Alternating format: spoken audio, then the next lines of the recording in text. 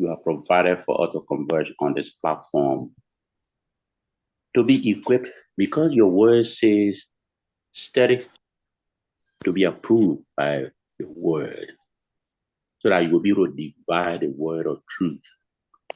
And there is a constant call on intellectuals to equip themselves so that they will give the right information as an improvement wherever they may find themselves.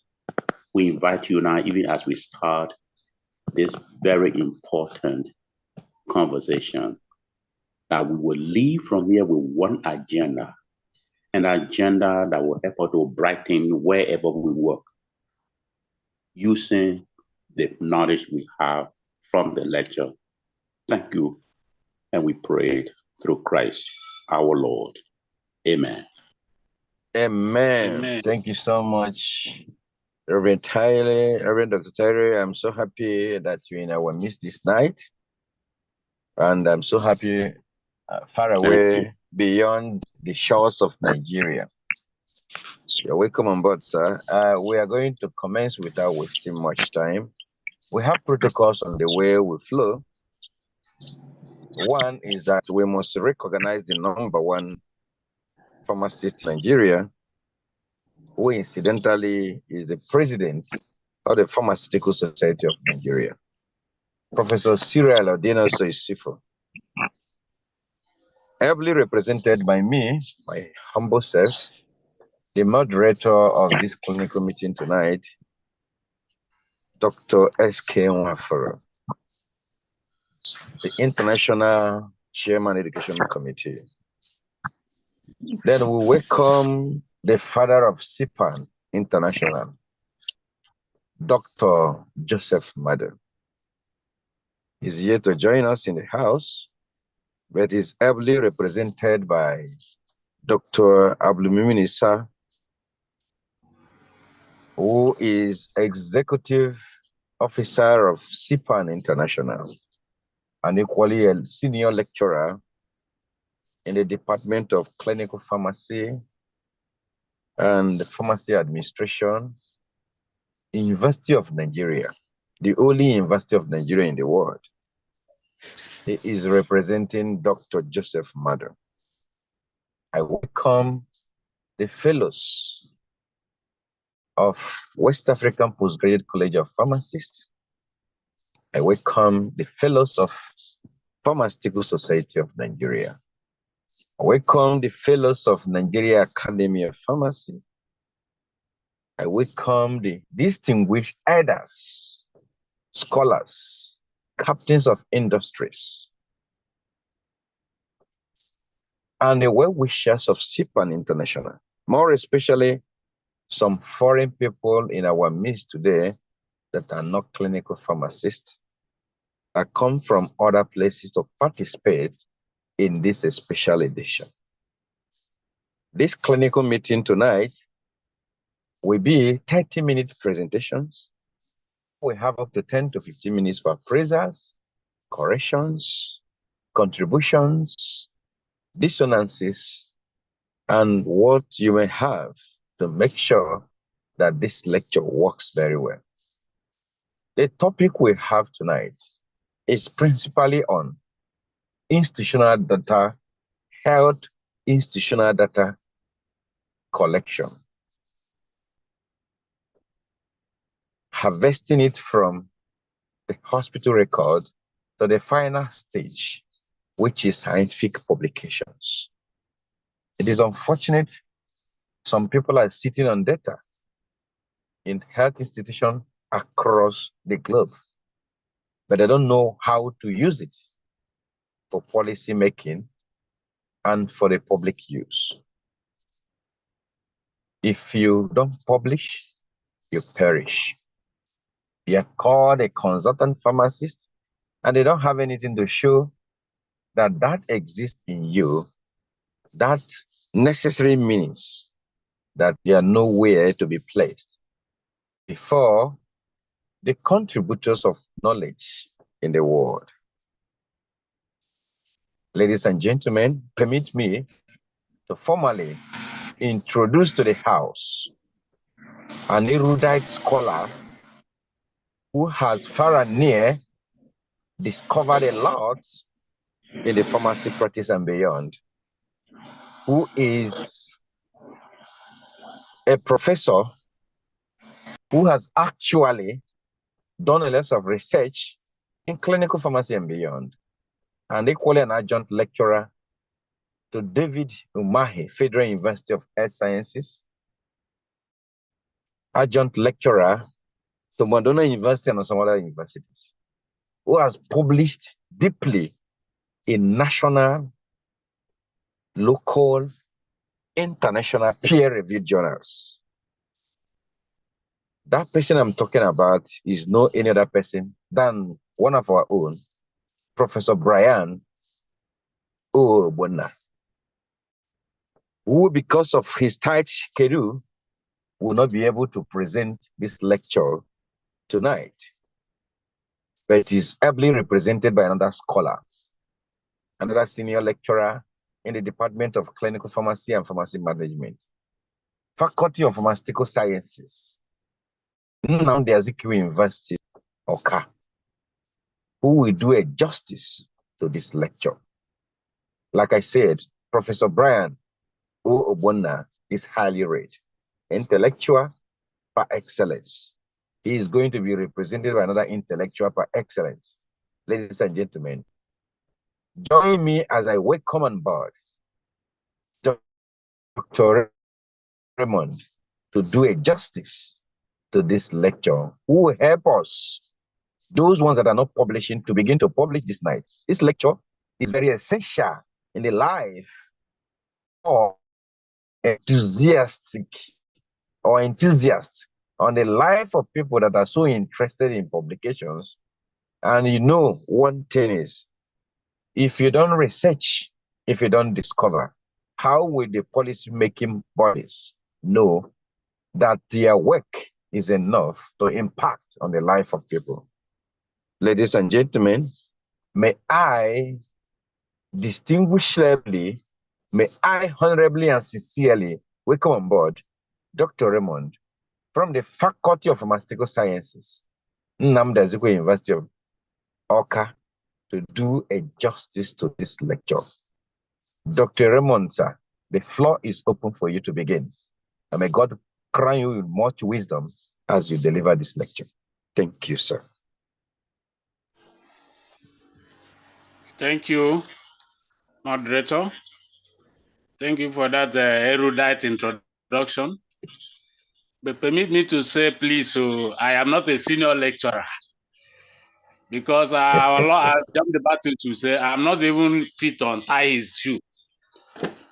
But I accept to do this task today for my friend, Professor Brian, because of, like you said, his tight schedule. So my greetings to everyone in the house. Permit me to share the slide so we can kick start. Go ahead, sir.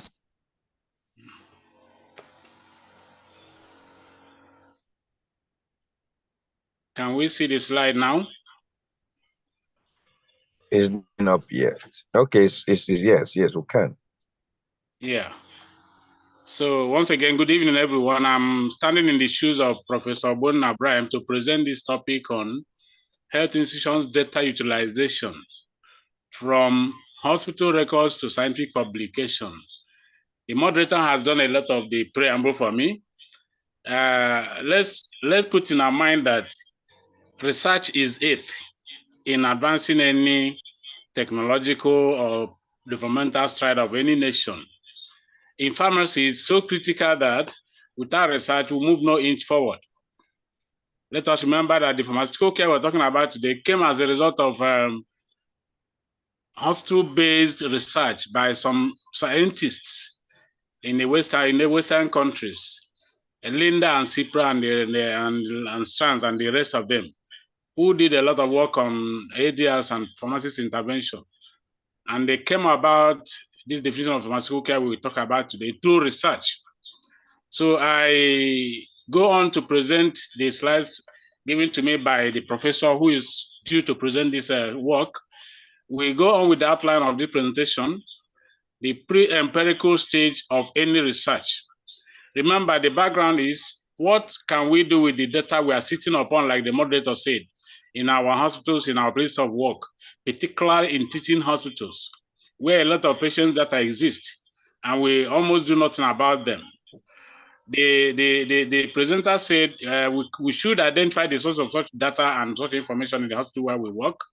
We should find a research idea, identify research problems to solve, do research, formulate the research topic to work on, define the aim and objectives of that work of research, and define the hypothesis where it is necessary to do so. And then prepare research proposal, obtain ethical approval, of course. Nothing is done now without ethical approval in research. Submit a proposal for ethical approval, obtain the ethical approval itself, and then at this stage, we commence the empirical stage proper. We have just finished the pre-empirical stage of doing the preliminary things about the preparation for the research. So we go into what we call we design a research methodology, that identify a research design, then commence with data collection through the appropriate method and using the proper instruments. We also need to manage the data we collected through proper sorting, data analysis, testing of any hypothesis we may have proposed, and then interpret the data and present them in scientific format. That means we can do that through preparing a journal article for an editorial board to publish in a journal of our own interest, our own choice. And we write up before that publication. So the empirical stage continues. We work within a teamwork, a team of multidisciplinary team. Gone are the days where we go on solo publication. But it's no longer tenable in the scientific world. You need to work with multidisciplinary team. Get other professional healthcare professionals in your team to work with you. Medical physicians, pharmacists, medical laboratory, depending on the topic you're working on, and even biostatisticians. Then, when you have done your write-up, you are supposed to also do proper proofreading of that work to improve on the style and the quality. We are advised to avoid plagiarism by any means in our own capacity, because as we see downstream, plagiarism is actually so toxic in intellectual property business. We should avoid predatory journals, then submit our journals for editorial review to a verifiable and credible journal, and then publish the study we have done. This will end the empirical stage. Now let's do some digging in. We know some of this, some of us listening to us may also know it better, but we need to, like the moderator said, we need to start jettisoning some of these things in our minds to focus on what we have to do in our own country to move us forward. Scientific methods. Science defines problems. For any scientific inquiry, you seek to solve a problem. And you can do this by making hypotheses, which my professor defined as tentative answers to a problem. We also gather data by proper process to refute or accept the hypothesis we have propounded, then draw conclusions based on a scientific inquiry. The word scientific is my own emphasis there. What is research? It is a systematic collection, analysis, and interpretation of data to answer a certain question or solve a problem. Any research must have a focus and a target. We can make hypotheses, like we said before, and then draw conclusions based on that inquiry. Then for scientific integrity, the method of that research should be valid, reproducible, reliable, and highly objective. There is no room for non-objective approach in research. There are many types of research we can engage in. We identify what we call basic research or pure research. Typically, laboratory works on these are often found mostly in the academic space. We can also do what we call applied or operational research, where we identify and solve problems, even within our workplace. Every so often, we cry about drug safety problems, drug-related problems, adverse drug reactions, drug medication reconciliation, but we do not do in-depth research to interrogate these things in our workplaces to solve the problems. We can also do most hospital and health services research are operational in nature, aimed at solving patient problems or service-related problems. Where can we get data that we have in our hospital? We can get them from the health records of the patients, the pharmacy records, prescriptions, which there are thousands and if not millions of them even in our hospital, our one single hospital. That is what we mean by the data mine we are sitting on without doing anything with them. Patients' treatment folders, or treatment charts, management information systems, and then patients and health providers data sources. Other sources could include a health survey, information about general consumption patterns. For instance, we need this type of information to support our drug revolving fund system. If we don't know the proper the consumption pattern, we may have issues with forecasting and stuff.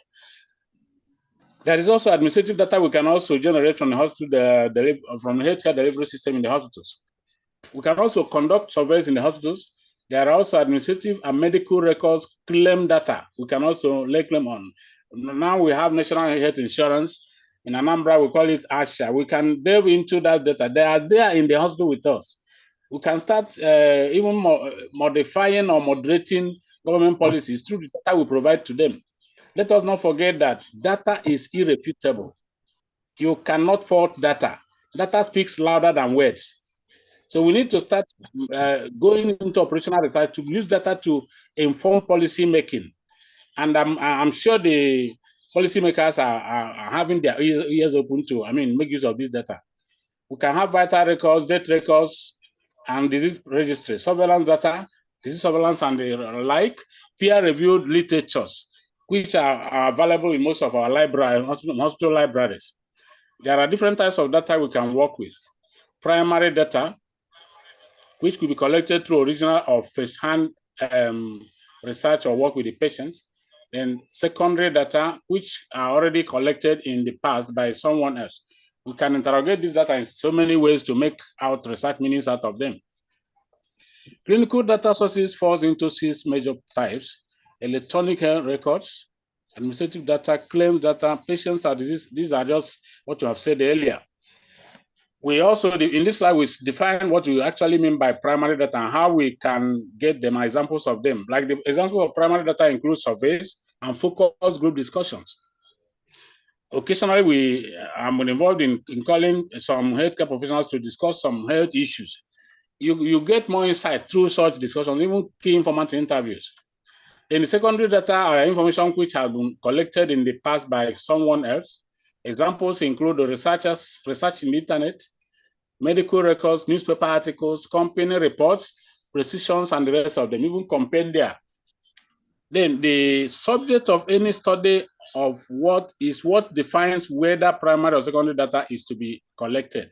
So from what you choose to do, you now decide the kind of data you need to do to achieve them. Finding research ideas. This is one of the bobby traps we have in research. But we have some recommendations to make to us. In the first place, define your area of interest. You cannot be jack of all trade. You might focus on one particular area or one particular problem you notice even in the hospital where we work, or even in the society. What do you enjoy doing or reading? What are you good at? What are you good at? Investigate and explore other topics and studies in your area. Look for journals, perspectives in that area. Then brainstorm with like minds. They say that two good heads are better than one.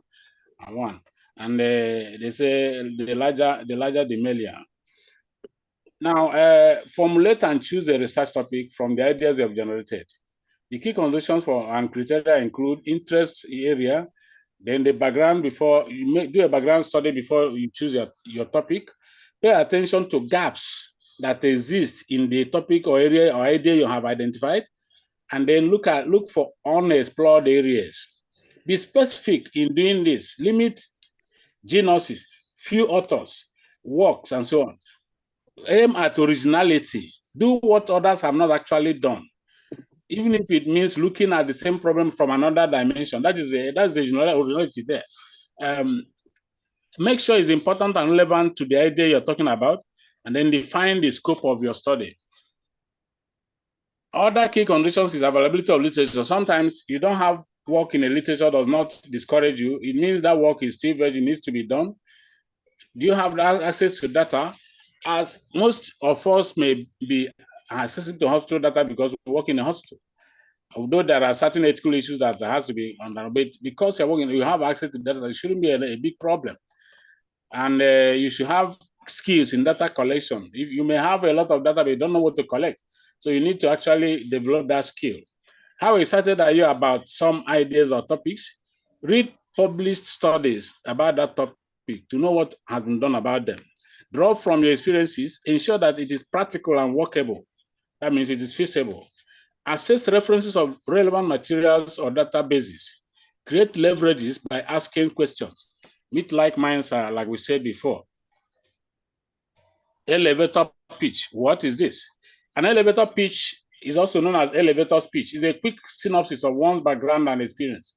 You always have to rely on this to prop you up in looking into the next research dimension. Develop the selling points. One paragraph covering one point. Why is it original and unique? I will talk about originality here. It's very critical because if you're not getting original, you're actually contributing nothing to, and nobody will be interested in what you're saying. Identify and articulate the gaps and the rationale. Why do you want to do what you want to do? Why is it important to do that? How you intend to carry it out? Do a proper methods or design. Summarize all in a single sheet. That is your proposal we're going to talk about shortly. Find many topics and trim them down. Somebody suggested that you could also carry a little jotter. Sometimes you are doing something and an idea flashes in. Just put it down. When you come to the drawing table, you can pick those ideas and formulate them into researchable items. Formatting a research topic. Follow the 7 key steps suggested by the professor here. Identify the broad subject area. Dissect the broad subject area into subclasses or sub-areas. Mark up your interest, formulate and study research questions, set out objectives, assess the objective and check back, cross-check what you have done. In all this, keep it short and simple.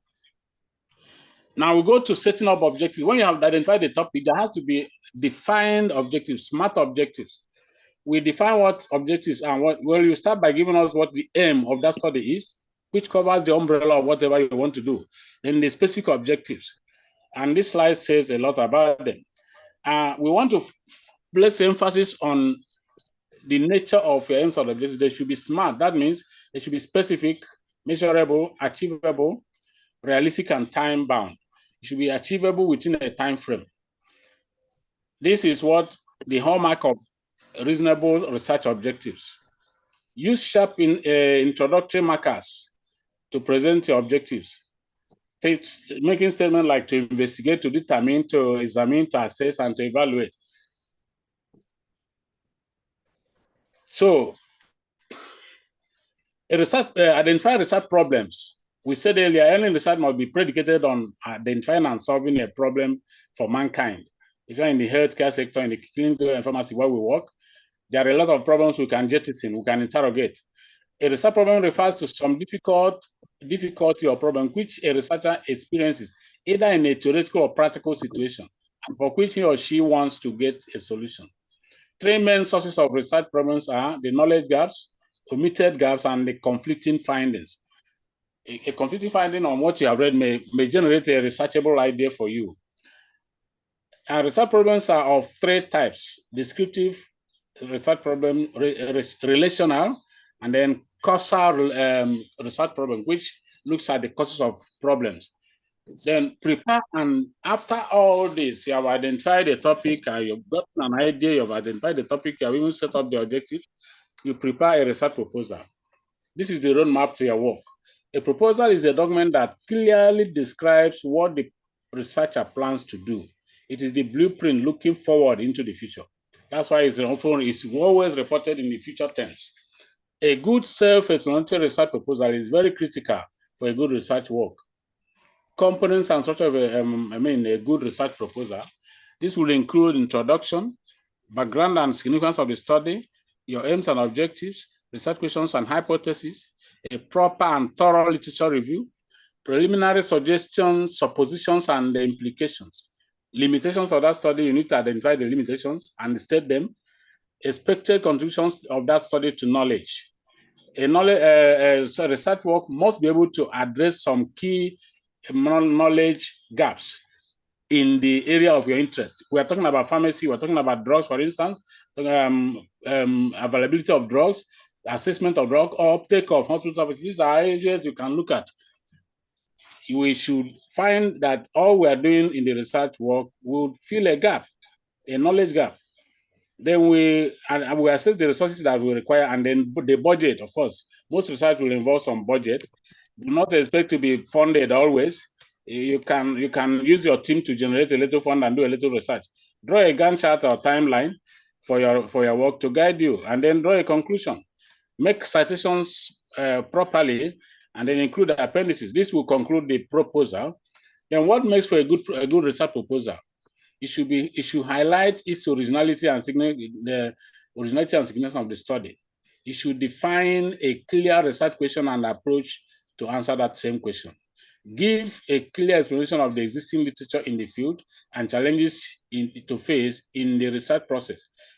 Words should be in the future, like we said before. It is like a project without results or discussions or conclusions. So how to write a timeline for a research proposal?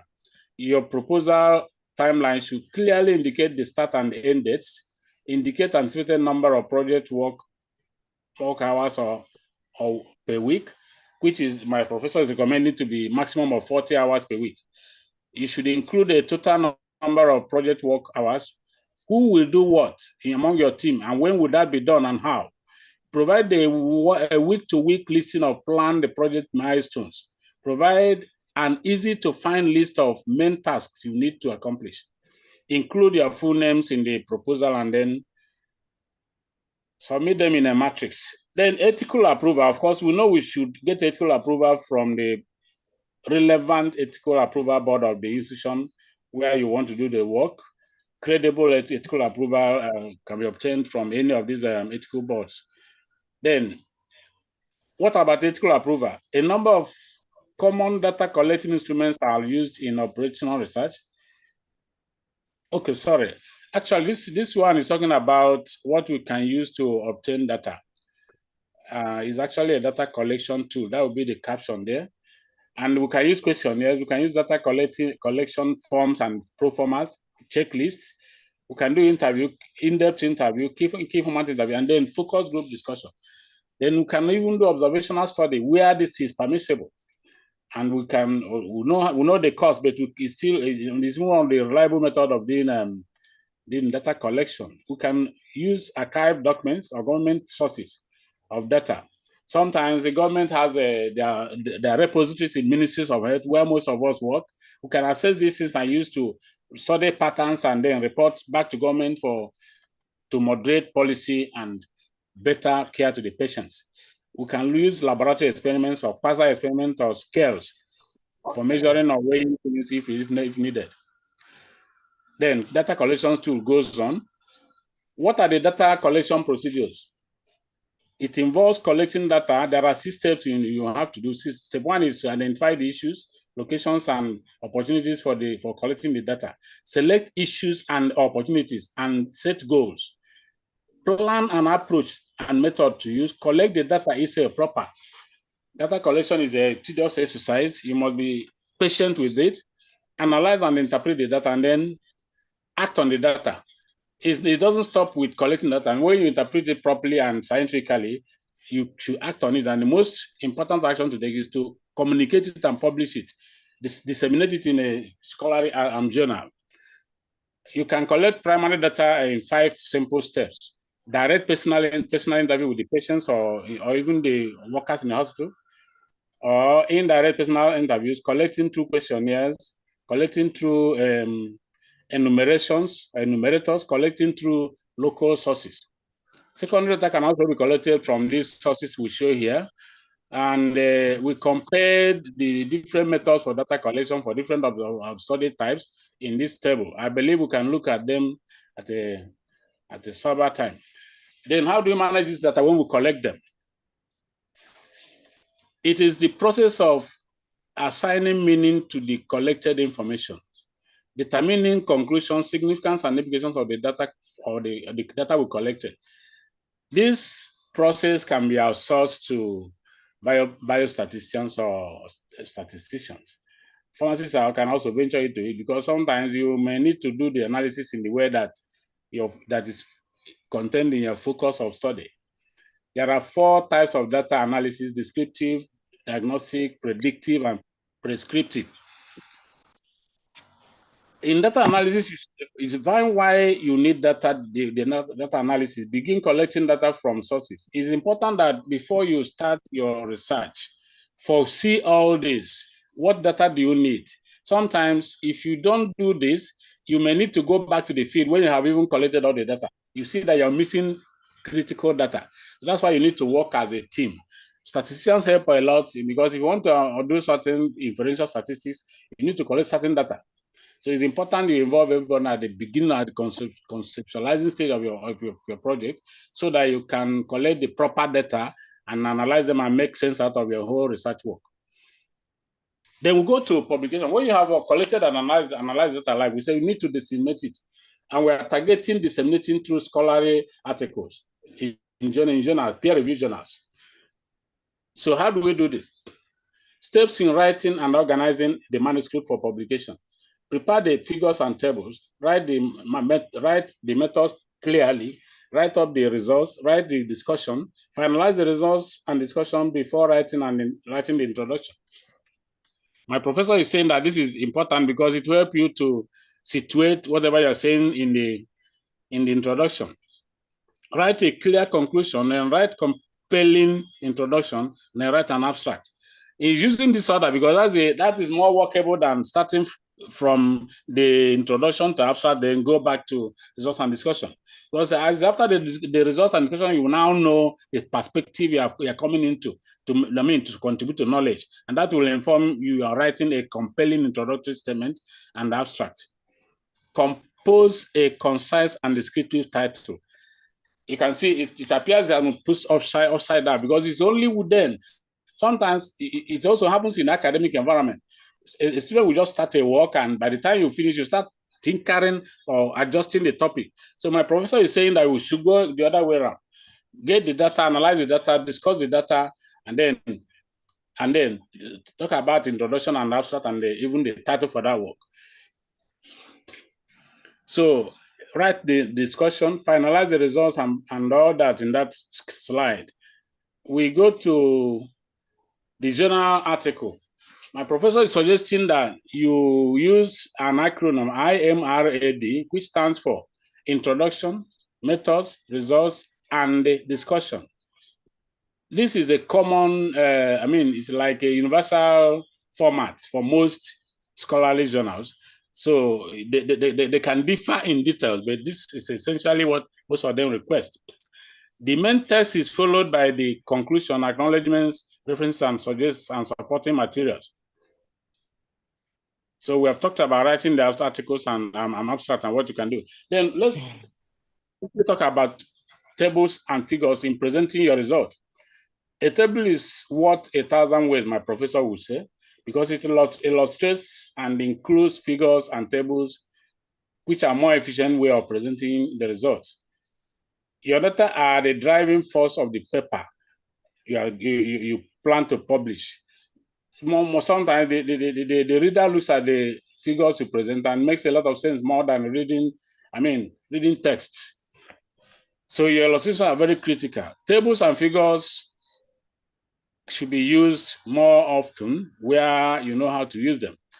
Whatever the case, your choice is, no illustration should duplicate the information.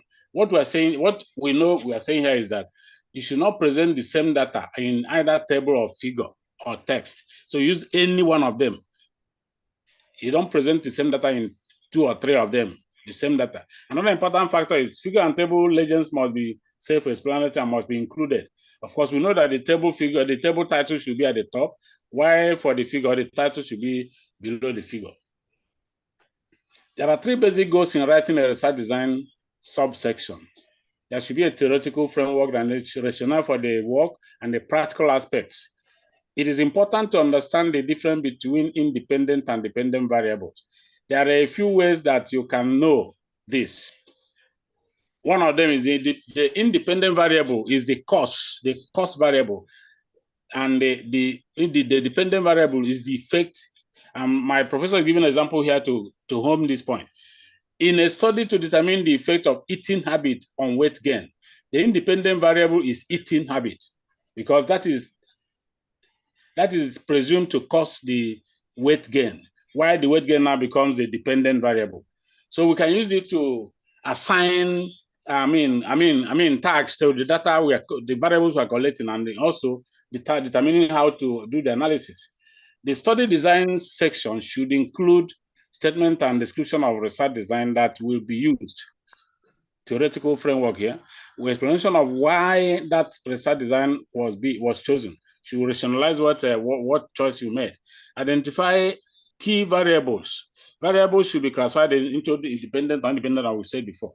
It applies to all variables we collect. We should be able to do that. It will help us in a proper analysis, or choose of proper analysis methods to use. Writing the methods and protocol. For experimental or quasi-experimental designs, a description of how participants were assigned to treatment and control groups should be stated clearly. And for causal comparative design, a description of how participants were assigned to groups should be shown. For experimental and quasi-experimental design, a description of all procedures used to control for extraneous variables should be stated. Note, a standard research method should be clear, unambiguous, and reproducible. Reproducible is a keyword we shouldn't miss. Somebody else should use your method and arrive at comparable results with what you did. We compare the theoretical framework and conceptual framework here. I think we can go through them. Then the difference between sometimes we mix up these things, methods and methodology. My professor were able to bring out some differences, subtle differences between them, which we can look at. Now, the method subset, that means the method subsection of the work. The method of an operational research should contain the following subsets depending on the nature and scope. It should contain the study design, the site of the work, study setting or area, the study criteria, inclusion and exclusion of the participants, study population, sample size calculation, which should be fit for the population we are dealing with. Outcome measures, data collection instruments and preparation of those instruments, pilot testing of the instrument to validate it.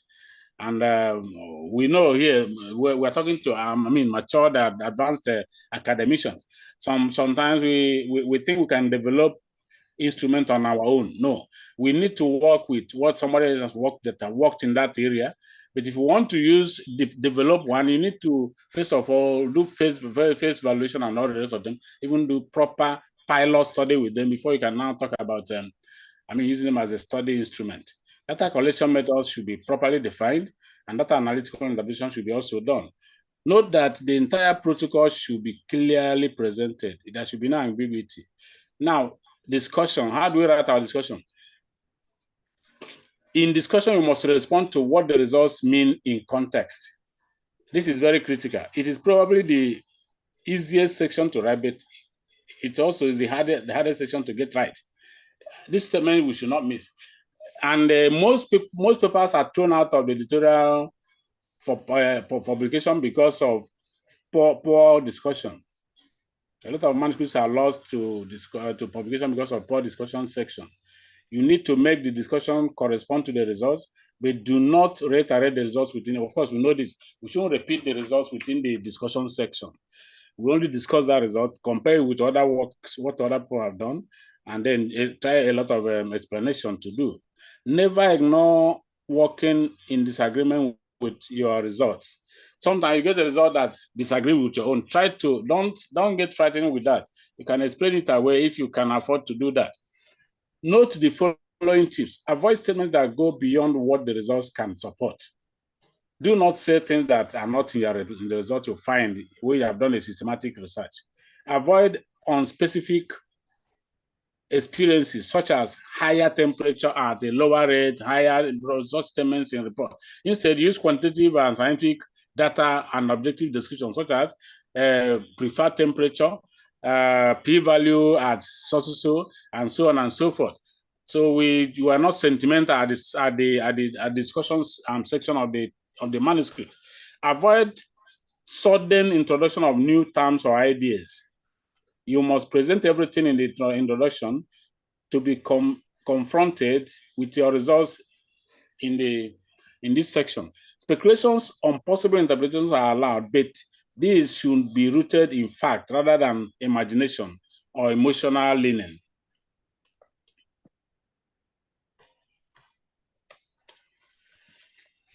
Tips for good interpretation of the result. Well, do the data you have support the hypothesis you have discussed? Are your results consistent with what other investigations have reported on that subject? If your results were unexpected, try to explain why. Is there another way to interpret your results? What further research is necessary? It's important to always generate future research from what you have found about any subject you have worked on. Explain what is new without exaggerations, and discuss weaknesses and discrepancies in your results. Then make references where appropriate. A good conclusion. This section shows how the work advances the field from the present state of knowledge. In some journals, it is a separate section. In others, it is part of the paragraph on discussion. Whatever the case, without a clear conclusion, reviewers and readers will find it difficult to judge your work and whether it is worth publishing. So a common error in this section is repeating the abstract or just listing experimental results. No. Trivial statements of your results are unacceptable in this section. Summarize the specific objectives in a paragraph. That is speaking to a conclusion. Put a summary of your findings vis-a-vis the objectives and the topic you worked on. That will complete your conclusion section. Now, I told you my supervisor is working from top to bottom, and it makes a lot of sense. It makes a lot of scholarly sense. Write a compelling introduction. This is your opportunity to convince readers that you clearly know what you're talking about and your work is essential to be done. A good introduction should answer the following questions. What is the problem you want to solve? Are there any existing solutions? Many schools of thought exist concerning the order of writing. Like I just said now, but my supervisor chose the introduction coming last. Yes, others prefer the reverse, but whatever you choose, just note that the introduction should be able to tell us why you're doing your work and why is it important. So decide on which one is the best for you and follow suit. And the statement we made here, state the purpose of the paper and research strategy adopted to answer the research questions. Do not mix introduction with result, discussion, and the conclusion. This is a common mistake, especially among the undergraduates. And some special notes, in article for publication, a concise literature review is merged within the introduction. Read articles critically, evaluate them, organize existing literature on the topic to assess knowledge gaps, and then note the theoretical and conceptual framework. As you read literature, develop the theoretical and conceptual framework along the line. There are other notes about conceptual. So what about the abstract? It is always better to write the abstract towards the end. The abstract tells prospective readers what you did and what the important findings in your work are. Together with the title, it is the advertisement of the article. Make it interesting and easily understandable without reading the whole article. Avoid using jargon, uncommon abbreviations, and the references. You must be accurate, using the words that convey the precise meaning you intend in your research. The abstract provides a short description of the perspective of the study you have done. It is the summary of the entire work, and it must be seen to be the summary. It gives key results, and you should do that. Now, the title. Compose a concise and descriptive title. The title must explain what the paper is broadly about. It is your first and probably only opportunity to attract the reader's attention. In this way, remember that the first readers are the editor and the referees. Also, readers are the potential authors who will cite the article. So the first impression matters. Create a first impression with your title. Make it attractive. Make it sellable. Note that the title is dynamic. It can keep changing through continual modifications till the end of the work. Sometimes you may need to modify your article along the way, or your title along the way, if need be. So, then a journal, where do you publish? Search for a good journal of interest. Avoid predatory journals. Competitive journals will make you to learn the art of research more thorough and more rigorously. Look for the author's guide. They're always provided for in the journals where they talk about the author's guide. And then look for high impact journals, although the cost will also be a factor. Then proofread your work and maybe get somebody to read it for you if you have finished the manuscript. Plagiarism, my professor is saying, is toxic. It should be avoided by all means. And it simply means to steal and pass off the ideas or words of another as your own, or using another person's production without crediting the source. 5 ways to avoid plagiarism include: 1, cite your source. When alluding to an idea or wording that is not your own, cite, quote the author. Add a citation in your write-up. Second way is to include quotations. If you pick up an idea verbatim, please use a quotation and cite accordingly. The third one is paraphrase. Paraphrasing is rewriting a source idea or information in your own words without changing its meaning. However, be careful because paraphrasing can lead into plagiarism if incorrectly done. Successfully paraphrasing without plagiarizing involves a bit of a dance. It's a matter of the wits. Reward and format your writing in an original way and avoid using too many similar words or phrases, because almost all these paraphrasing checkers are looking for keywords. The key is to do so without altering the meaning of the idea itself.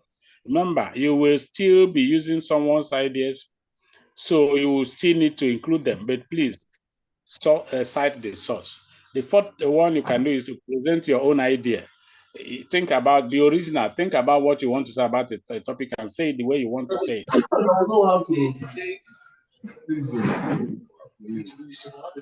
Hello?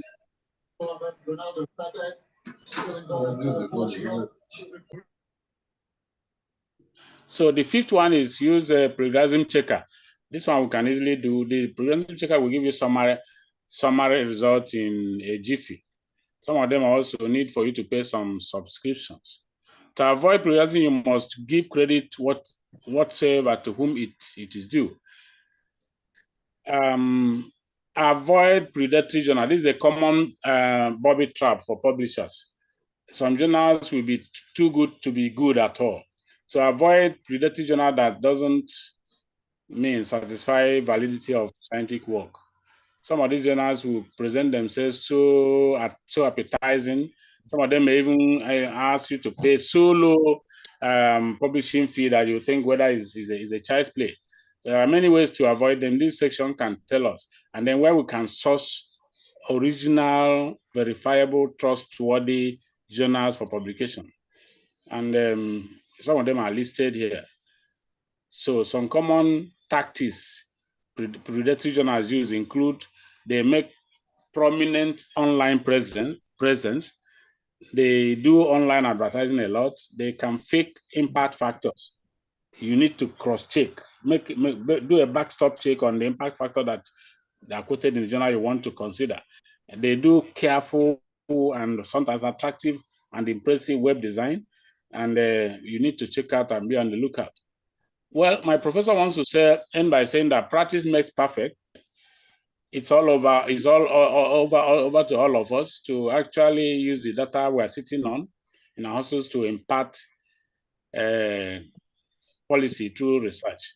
And I want to say thank you here. Thank you very much for listening. Thank you so much, Dr. Raymond. Well, you are not the sole author of this presentation, but you tried your best to come out of the box within the shortest period of time to make this presentation a simple and a straight one based on the way Professor Brian would have done it. I must tell you the truth. You did well. You tried. You delivered. So the pointer for us to cohere within our minds, I know that if you have the sign or the mind of academics, you will not do better without not throwing your discovery to the public domain for them to see what will impact or influence the field of study. Thank you so much, sir. I must tell you, you've done well. When I was calling on the representative of our national chairman, it's like I saw him on board. I would want to use this medium to call on him to do a appraiser to this presentation and possibly do his own contribution. And I keep on believing that together we can. And how can we come together is when we bring our brains together. Nobody knows it all. And after Dr. Madu would have spoken, I told you we have an outside people that will equally contribute. They are lecturers. Dr. Joseph Igwe is here. He's a senior lecturer, associate professor in the Department of Computer Science, Ebonyi State University. If he's still on board, he can equally speak. Dr. Issa Abdulmamin is equally here, who is a lecturer in Faculty of Pharmacy and Management in Faculty of Pharmaceutical Sciences of the University of Nigeria, who can add flesh to this for us to move forward. Research, continuous searching, is a topic that innovations and new ideas come. What you believe is the best might be the starting point for another researcher. Ladies and gentlemen, at this point in time, may I solidly, sincerely invite on board, if still in the house, Dr. Joseph Madu, the chairman of CIPAN International, to add his voice to this wonderful presentation tonight. Good evening, Dr. My Solomon. chairman, I can see Dr. Modunwa for the National Vice Chairman online, if the chairman is not online. Okay, thank you so much. Dr. Maureen Nwafo, please quickly add your flesh to this lecture.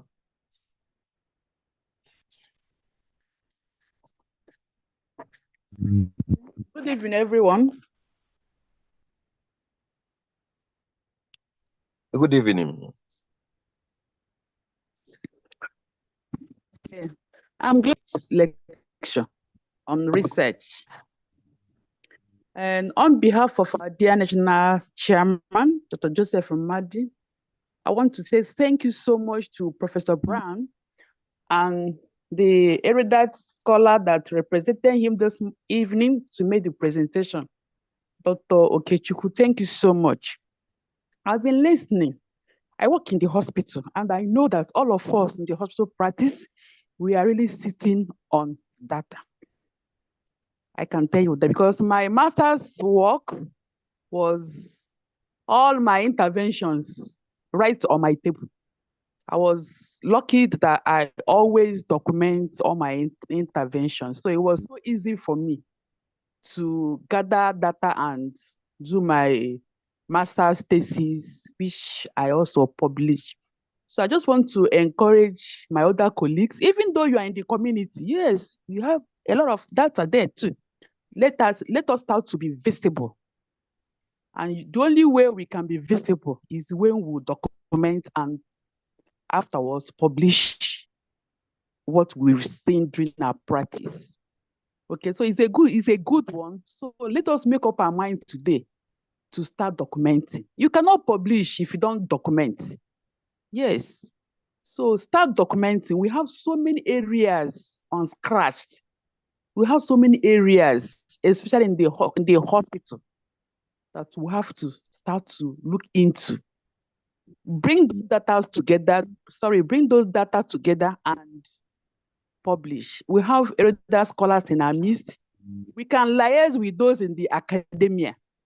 You have the data, those in the academia will now direct us on how to go about it. One person cannot make a publication. So there should be collaboration between those in the community, in the hospital, with our colleague in the academia. By so doing, we will churn out a lot of publication. I want to congratulate Professor Brian. He pursued me every time he's on me. We must have to publish, and I always follow him. And with him, I think I've made so much publications. So I give him kudos to that. So please, my colleague in the hospital, let's be awakened. You must document. If you did not document, it's as if you've not even done anything. And when you document, let us publish. Thank you so much. Thank you so much, the acting chairman of CPAN International, Dr. Maureen Wafo. Thank you so much for adding a flesh to this lecture. Before I will call on a senior lecturer, University of Nigeria, Dr. Isa Abdulmin, I would plead with this honorable house to allow an outsider who has been in academic for long, who is a first-class graduate of Nnamdi Azikiwe University in the profession of computer science, who incidentally and concurrently is a senior lecturer in the Department of Computer Science, Ebonyi University, in the name of Dr. Joseph Iwe, to contribute, because he personally called on me if I could allow you to come in, give him a waiver. I say you are free, because going into the class of ideas sharing, and just like the topic looks, we're harvesting it directly from the health records to the scientific publication. So I'm calling on Dr. Joseph Igwe to equally contribute to what Dr. Raymond Okechukwu has delivered tonight. Dr. Joseph Igwe, please, can you come on board? Yeah, thank you, the moderator, my dear brother.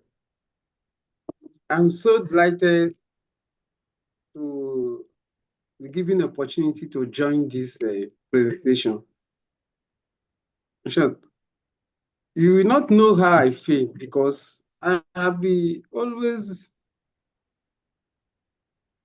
see myself and eyes of any research that has something to do with health. Though I'm a computer scientist, I'm the postgraduate coordinator of computer science, where we turn out PhD holders in computer science, masters. And most of their research will always touch health. And any person that is doing something on health, I normally pick special interest. I don't know why. But even on my own research, my thesis was also on health related, which I work with a consultant neurologist from FETA in Abakaliki when I was doing it. So immediately I saw this advert for this presentation, I said, I must have the time to see. Because one thing I have noticed in the area of research within Nigeria is that those of you people are from the health sector highest ranked journals across West Africa, Nigeria, and outside compared to those of us. Here we'll be looking for so many journals before you can see them. But in your own areas, you have so many high-ranked journals, and they are all indigenous journals in most cases. I say, let me just fetch. And to crown it all, you gave me the opportunity to say something. I wish to thank the presenter. He touched so many areas, and I must tell you, I learned a lot. Though I have been doing some researches, but there are a lot of hidden points I picked that we add to what we pass on to scholars under us. And I so much believe that you people are there to give us the data as they are, the raw data. The originality is with you people, which most cases, when we are carrying out some researches like this, most cases we rely on secondary data. But because you people are there, you have the data. And this data, in most cases, are unstructured data. And unstructured data is what powers the world today. When you talk of the area of machine learning, data science, this is what your data can offer the society. And publication, yes, that's the only way you can tell people that you are doing something wherever you are. So I wish to encourage you people to continue to do this type of symposium where so many people, like I pledge with you, though I have not seen any of them, our PG students to share this information because they have learned a lot of things. Had you been there, have the opportunity that I have this night? Although I shared it, and I told them that people don't know when they will get correct things that can push them forward in life. So I wish to thank the body for keeping the hope alive in terms of research in Nigeria. And I look forward to being given this type of opportunity next time to fetch and listen and see. And if there is any occasion that require those of us from data analysis, computer science, that we can work together, we are all available. Thank you so much. May God bless you all. Thank you so much, Dr. Joe Igwe. You've actually added another flesh to this lecture. And just like I said earlier, you did well.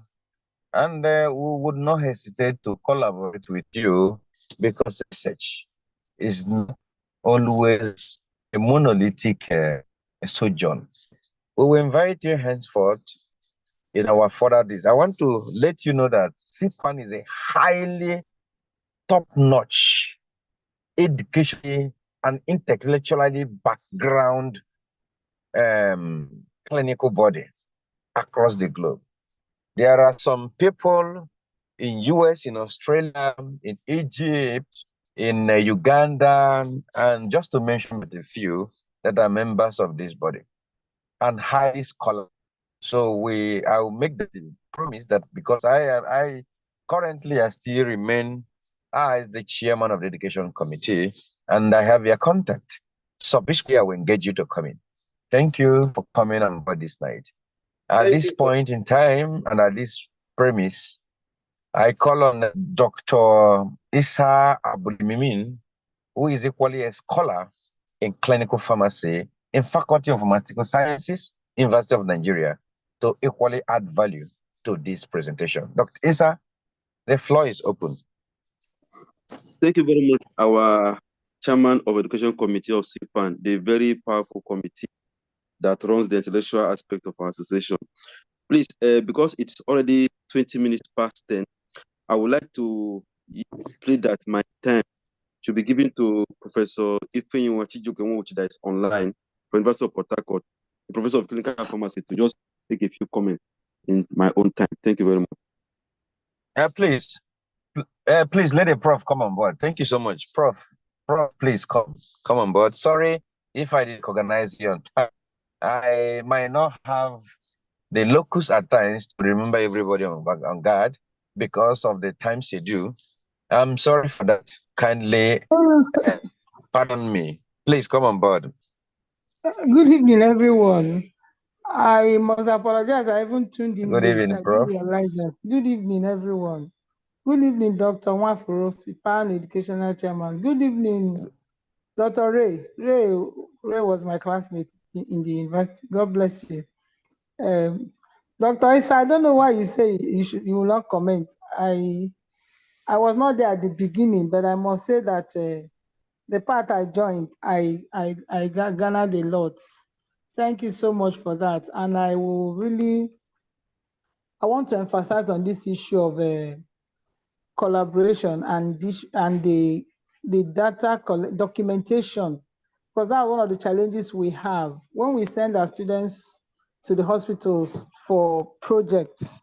I don't know, Dr. Esa, whether it's similar to the challenges you have in that your side. We have a lot of gaps in the data collected. So sometimes you're not able to have a continuity. So that emphasis on documentation from Dr. Maureen is important. And from the lecture, we see how important it is for us to do that. You have a good topic, you want to do a research on something, you go to the hospital and you're excited. Then on the way, you now see a lot of openings, holes, and the flow is not there.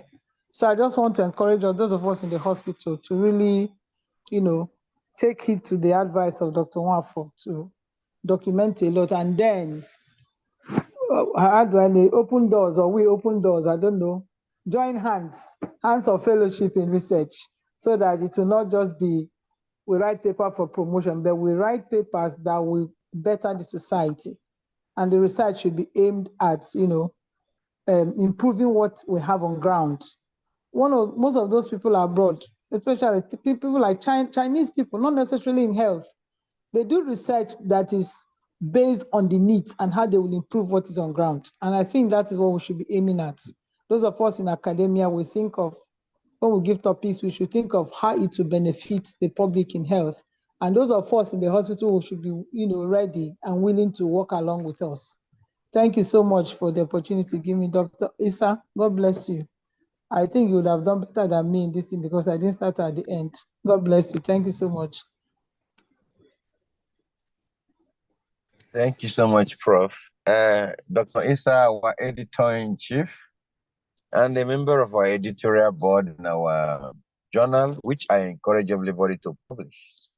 Our journal is a wonderful one, Nigerian Journal of Clinical Pharmacy and Therapy. So, Dr. Isa, do you still have time to add? Will I round off I think you can hand so that off we'll now. retire to sleep? You benefited enough. You can hand off Okay, so that we thank can you. read.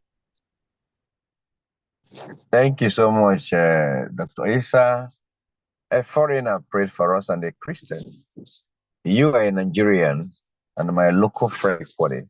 Dr. Isa, can you wrap with the closing prayer? The remarks and all those things, there is not much time to talk about that, so that we can close the section and prepare for the next edition. Dr. Isa, over to you. Okay, thank you very much. We thank you, God Almighty, for giving us the opportunity to gather once again in our usual Friday 9 p.m. Nigerian time meeting of the Clinical Pharmacists Association of Nigeria, where we pass knowledge to one another on bettering the healthcare sector using the clinical pharmacist perspective. We pray that our contributions should translate to policy changes that will help us in providing better services through clinical pharmacy education, practice, and research. As we go to bed tonight, bless all of us, our families, our friends, and our nation entirely, so that we all will have the honor to say good about our country. May God accept all our prayers, and may God make us all have a wonderful night rest. Good night, everyone. Amen. Good night. Amen. Thank you so much. Good night, everybody. Let us collaborate and work together for the better research in the world and for the better policy making ideas through our national assembly.